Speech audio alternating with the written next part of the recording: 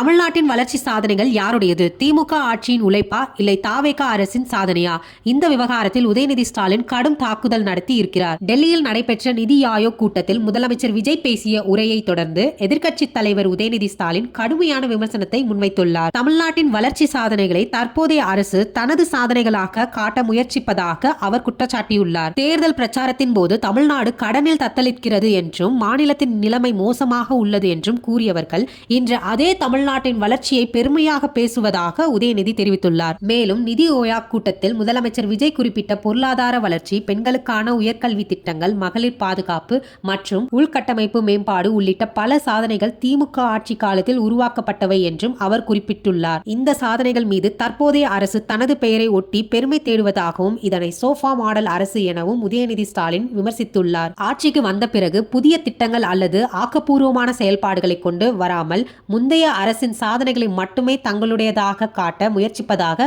அவர் குற்றம் சாட்டியுள்ளார். இதனால் தமிழ்நாட்டின் வளர்ச்சி குறித்த அரசியல் விவாதம் மீண்டும் சூடுபிடித்துள்ளது. ஒரு புறம் அரசு தனது சாதனைகளை பட்டியலிடுகிறது, மறுபுறம் அது அனைத்து முந்தைய ஆட்சியின் உழைப்பின் பலன் என எதிர்க்கட்சி வாதிட்டிடுகிறது. இந்த அரசியல் மோதல் இன்னும் தீவிரமாகும் என எதிர்பார்க்கப்படுகிறது.